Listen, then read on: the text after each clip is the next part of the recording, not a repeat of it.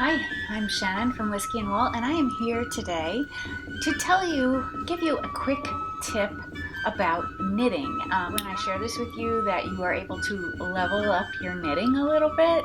That's my goal. I am doing this video because I had a viewer who I've chatted quite a bit with ask me my exact way of converting a yarn to convert a pattern that is written for a DK weight sweater, for example, into a fingering weight sweater. So what do I do in order to do that?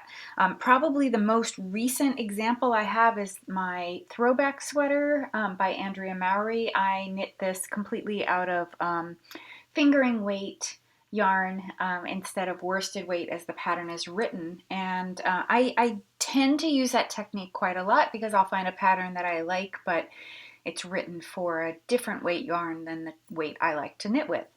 So I thought I would share with you today how I do that. So I'm going to send you over to one of my work surfaces where I show you how I make that formula.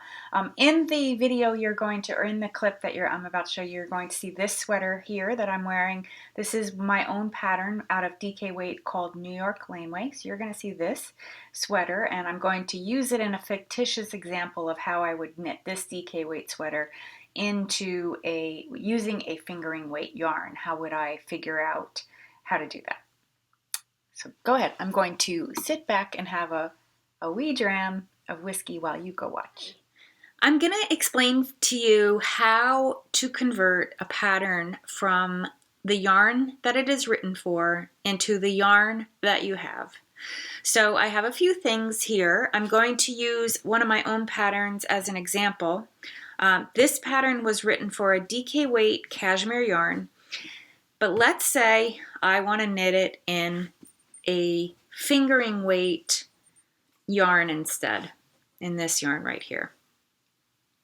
So I'm going to tell you the simple step that I use to do that, because I do that frequently. It's something that I frequently talk about when I'm talking about my own knits, because I do prefer to wear fingering weight sweaters over DK weight sweater. I just think fingering weight sweaters are more versatile for the climate that I live in.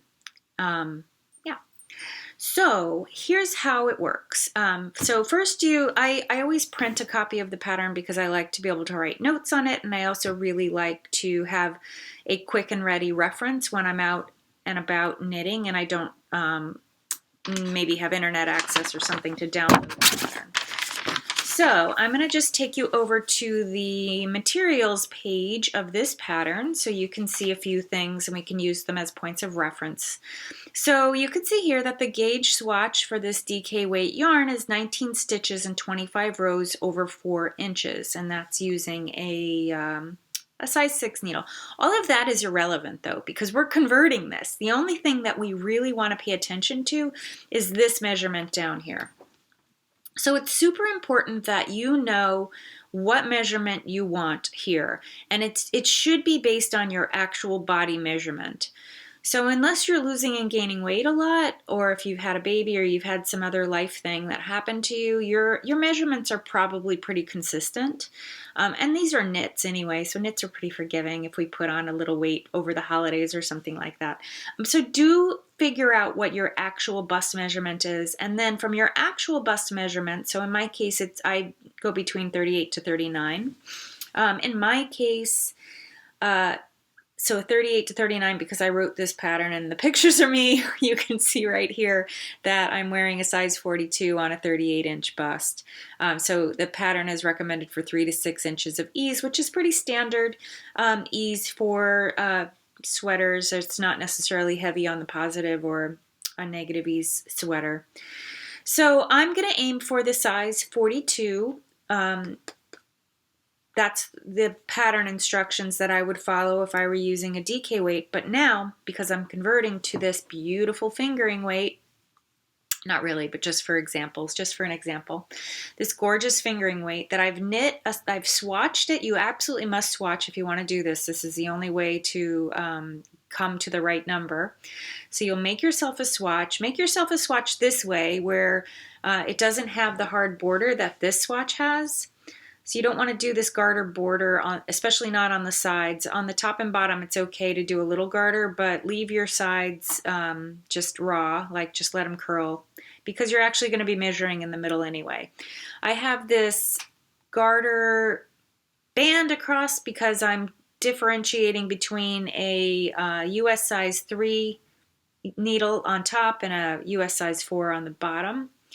I often swatch using different needles just to see what fabric I like, and I use this technique that I'm about to explain to you anytime I write a pattern. Anytime of course, when I'm writing a pattern, but anytime that I'm knitting a pattern, I will figure out what fabric I like and then make the fabric I like fit the pattern instead of the other way around, making the pattern fit my yarn, or making my yarn fit the pattern. So I make the pattern fit the yarn, not the yarn fit the pattern, if that makes sense. So, okay, so in this case, in this fictitious example, we're going to pretend that I'm going to go ahead with the size 4, US size 4 swatch, and I have measured it, and this is my count that I get. So on a US size 4, I get 22 stitches and 32 rows. That equals 4 inches.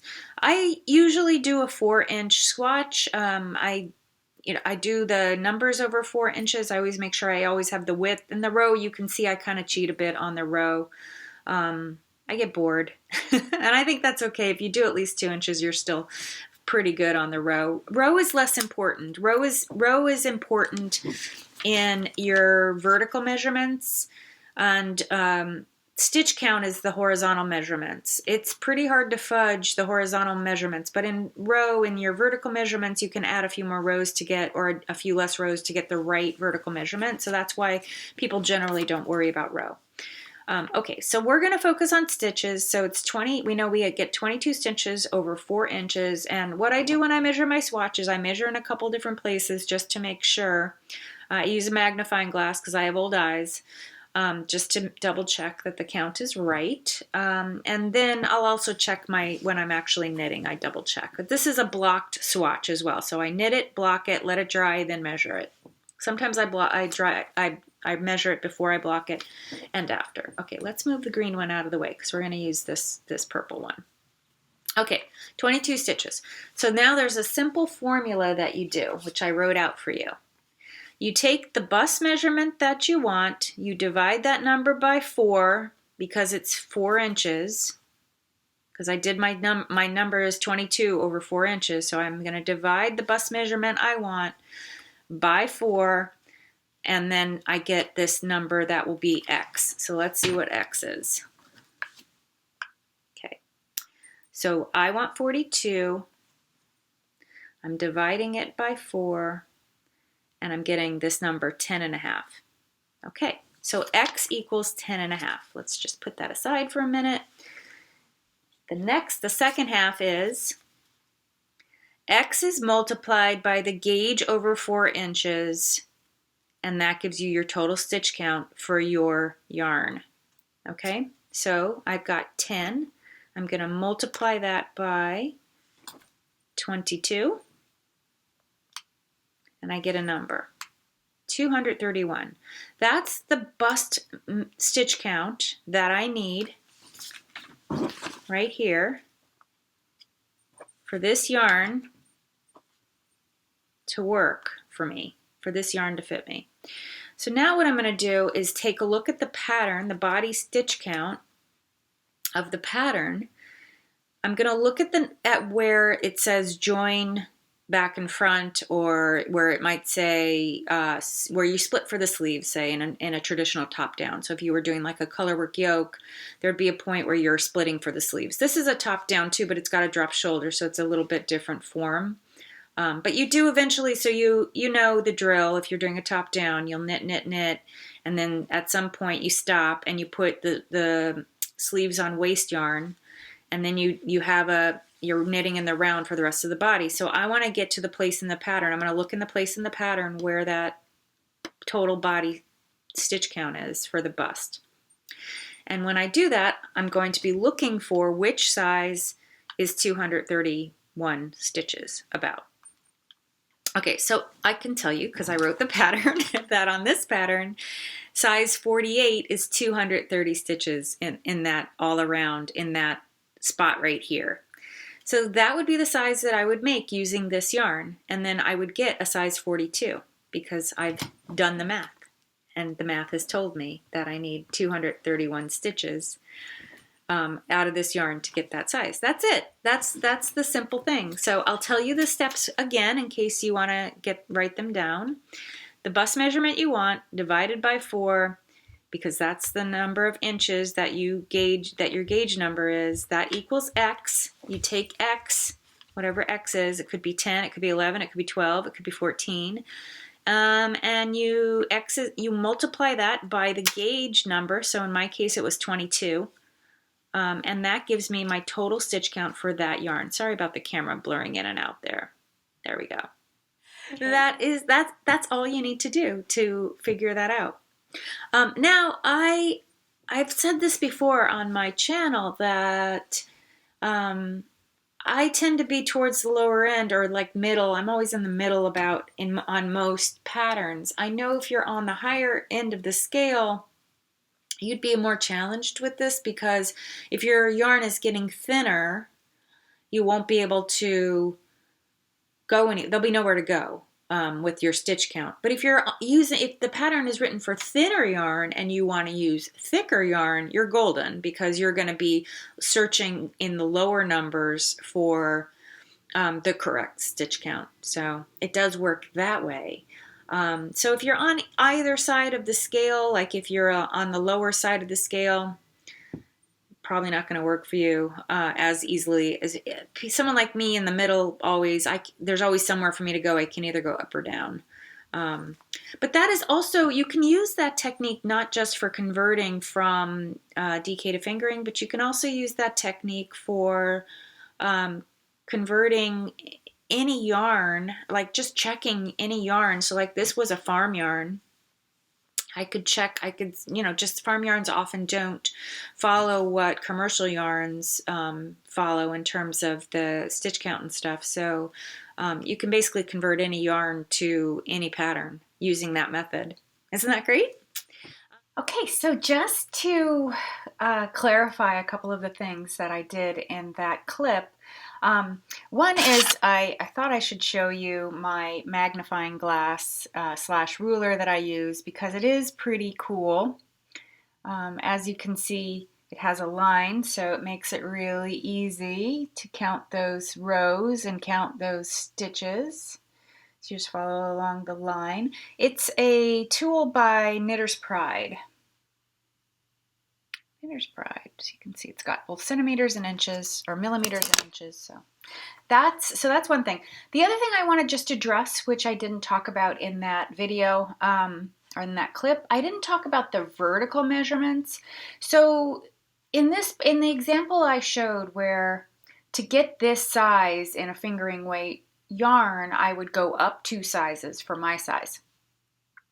The thing about going up 2 sizes, like it's important for you to recognize that when it comes to any vertical measurements, like for example, this armhole measurement, if I were to go up 2 sizes in fingering weight and I just went ahead and knit the pattern as written, I would end up probably with a different fit in the armhole, which might be okay, or I might not want it. If I want the fit that was written for the original size, I would pay attention to those inches. So in other words, if it says to knit from the shoulder line, cast on down, knit whatever 7 inches for my original size, but then it says 8 inches for the size that that I'm converting to fingering, I would want to pay attention to the 7 inches, not the 8 inches, because 7 inches is what will fit me in the vertical. So it's important to pay attention to that, and vice versa. If you're going the other way on the scale. So when I was filming that clip, I realized that You could do it the other way around too, where you take a fingering weight sweater and decide to knit it in a heavier weight yarn. So you a fingering weight pattern that you want to knit in worsted weight, say, it would go the other way as well. So you'd be able to, you'd knit down the scale. So especially if you're a larger size and you see a fingering weight pattern and it says cast on, I don't know, like 450 stitches for your size, and you're like, too many stitches. Just by going up in yarn size, by choosing a heavier yarn, that stitch count will go down. So you'd be able to do the same, using the same formula, you could do the same conversion either up or down the scale, either going down or going up. And then to clarify another thing that I was saying in that clip about the size range, as I recognize my technique works for me because I'm in the middle of the size, most of the size ranges. Sometimes I'm on the beginning, sometimes I'm towards the end, but there's always a couple sizes bigger than me. And I recognize that if you're either very small or very large, like on either side of the scale, there's nowhere for you to go. You can only go in one direction. If you're on the smaller side, you can only go up. If you're on the larger size, you can only go down. So larger size people could do the fingering weight to a worsted weight and get a smaller count, get a count that works for them. They can also, the smaller sizes could go the other direction where it's a large size, a fatter yarn, so a worsted weight up, going down to a fingering or even a lace weight to get the correct stitch count. So that is just my little tip. I hope you find it helpful, and I know there are other techniques, but that is the technique that I commonly use because it works for me. It works for the size sweaters that I'm usually making for myself, but I hope it helps, and let me know down below if there are other things. I was thinking I could go more in depth about the vertical, the armhole measurements, say, or the neck measurements too. I could do that, or I could also just talk to you about how to measure yourself, how to get, because that is always the first way to get a sweater that fits you, is to make sure you know your own measurements. And I know that can be daunting. I don't mind putting a video together about that. Anyway, hope you enjoyed. Hope you level up your knitting. Take care. Bye.